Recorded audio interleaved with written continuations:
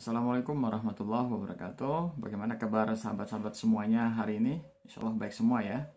Nah, kali ini saya ingin berbagi tentang 4 kesalahan mindset yang dialami oleh pebisnis pemula sehingga sebagian besar dari mereka gagal di langkah pertama atau di bisnis pertama mereka. Berikut penjelasannya. Ada 4 kesalahan mindset yang ada dalam diri pebisnis pemula yang membuat mereka sebagian besar gagal di bisnis pertama. Di antaranya, poin pertama adalah mereka menganggap bahwa untuk memulai bisnis, mereka harus punya modal besar. Ya, apa efeknya dari mindset ini? Mereka akan mencari cara bagaimana mendapatkan modal besar itu. Bisa dengan cara meminjam uang investor, meminjam uang sana-sini, bahkan mereka meminjam uang dari bank yang kita lihat, yang kita tahu bahwa bunganya luar biasa. Nah, sehingga sebelum mereka mendapatkan uang ini atau modal ini, mereka tidak akan pernah bergerak, mereka tidak akan pernah eksekusi, karena bagi mereka bisnis harus ada modal. Tanpa modal, bisnis tidak akan jalan. Padahal ini kesalahan besar, ini mindset yang salah besar. Faktanya di lapangan tidak demikian. Banyak bisnis-bisnis yang bisa kita jalankan tanpa memerlukan modal yang besar atau minim, bahkan tidak memerlukan modal sama sekali. Contoh bisnis yang tidak memerlukan modal atau modal minim adalah misalnya menjadi makelar properti atau broker properti, menjadi dropship, yaitu menjual barang milik orang lain atau produk yang dihasilkan orang lain kita jual kepada orang lain. Contoh misalnya kebetulan kita bisa membuat artikel, kita bisa menjual jasa kita membuat artikel. Misalnya jasa desain grafis, jasa mengantar makanan, ya, kemudian jasa translate dari bahasa asing ke bahasa Indonesia. Semuanya adalah bisnis dan semuanya bisa menghasilkan uang, dan semuanya ini sebagian besarnya bisa dibilang minim modal. Saya sedikit bercerita tentang pengalaman saya sendiri ketika memulai bisnis properti 4-5 tahun yang lalu. Ketika saya memulai bisnis properti 4-5 tahun yang lalu ya, saya hanya memerlukan modal sekitar 1 juta rupiah, dan saya bisa menghasilkan atau membuka proyek dan menghasilkan omset 1,4 M sekitar 5-6 bulan. Ya, ini salah satu contoh real yang bisa saya buktikan. Padahal di luar sana banyak mindset yang beranggapan bahwa bisnis properti itu harus punya modal besar, padat modal, dan lain sebagainya, sehingga mereka tidak atau enggan untuk melangkah.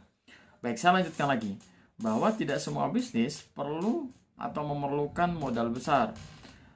Kita bisa buktikan banyak pengusaha-pengusaha yang benderanya berkibar gagah hari ini, yang mereka awalnya justru berasal dari keluarga yang tidak mampu, keluarga sangat prihatin.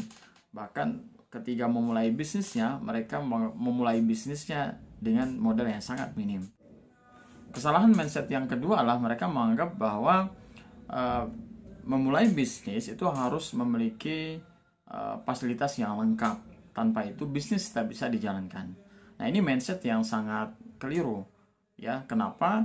Karena belum punya otot bisnis, kemudian baru memulai bisnis, belum punya belum punya pondasi yang kuat, sudah dilengkapi dengan fasilitas-fasilitas yang lengkap, ya. Padahal di luar sana banyak bisnis-bisnis yang kita jalankan tanpa harus didukung oleh fasilitas yang lengkap. Misalnya bisnis dropship. Bisnis dropship di marketplace kita bisa jalankan itu tanpa harus memiliki fasilitas yang lengkap. Cukup handphone, kemudian jaringan seluler, kita bisa jualan. Jadi saran saya bagi pebisnis pemula, untuk memulai bisnis itu tidak perlu menunggu fasilitas lengkap. Apa yang kita miliki, peralatan apa yang kita miliki, itulah yang kita pakai untuk berbisnis.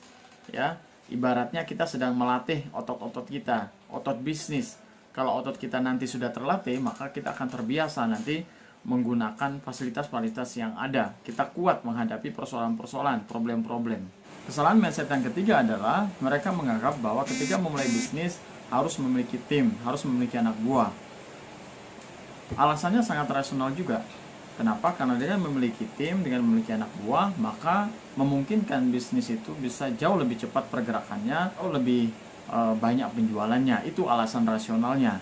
Tapi poinnya, ingat bahwa saat mulai bisnis, maka mindsetnya seharusnya adalah bagaimana meminimalisir apa yang disebut dengan cost, biaya. Ya, kalau menurut saya, ketika mulai bisnis, pondasinya dulu yang harus diperkuat dan biaya-biaya harus ditekan pengeluarannya. Bila perlu, di saat awal-awal kita sendiri saja yang melaksanakan, menjalankannya. Kita sebagai manajernya, kita sebagai administrasinya, kita sebagai bagian keuangannya, bahkan kita sendiri yang menjualnya, membuat copywriting, membuat tool-tool marketing, kita sendiri. Nah, nanti kalau ordernya sudah banyak dan kita tidak sanggup untuk menjalankannya, maka baru kita rekrut anak buah atau tim. Itu pun rekrutmennya harus satu-satu sesuai keperluan. Dengan cara seperti ini, maka bisnis itu bisa berjalan sesuai dengan ritme cash flow yang ada. Ingat bahwa cash flow itu adalah darahnya bisnis.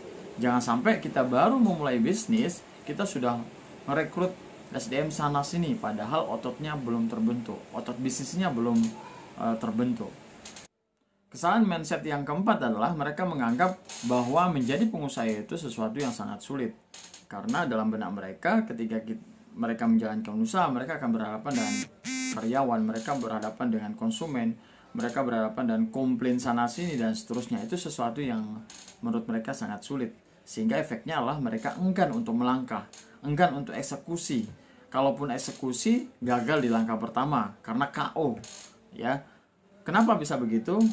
Sekali lagi, mereka menganggap bahwa menjadi pengusaha itu sulit. Padahal menurut saya, sulit, mudah, sesuatu yang bisa dibilang relatif. Sebagai contoh, dulu ketika Anda masih kecil, ya, kemudian tidak bisa bersepeda, Anda belajar untuk mengayuh sepeda. Jatuh, dicoba lagi. Jatuh, dicoba lagi mengayuh. Jatuh, dicoba lagi mengayuh. Saat itu ketika Anda ditanya, bersepeda itu sulit atau mudah? Anda pasti akan mengatakan sulit. Tapi ketika Anda bisa mengayuh sepeda, mengayuh secara mandiri, dan kemudian bisa menjalankan sepeda itu, lalu kemudian Anda bahkan menunjukkan kemampuan Anda itu di hadapan orang tua Anda, di tetangga Anda, di teman-teman sepermainan Anda, dan Anda bisa bersepeda. Ketika itu Anda ditanya bersepeda itu sulit atau mudah, Anda pasti akan mengatakan bahwa menggunakan sepeda itu adalah sesuatu yang sangat mudah dan gampang. Sahabat-sahabat sekalian, apa poinnya?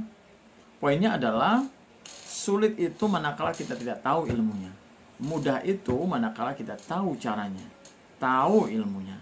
Maka untuk menjadi pengusaha yang sukses, yang sejati adalah harus tahu ilmunya, tahu jalannya. Berilmu dulu, baru menjalankan itu. Demikian penjelasan 4 kesalahan mindset yang ada dalam diri pebisnis pemula yang membuat sebagian besar pebisnis pemula gagal atau tidak berhasil di langkah pertamanya. Demikian dari saya. Wassalamualaikum warahmatullahi wabarakatuh.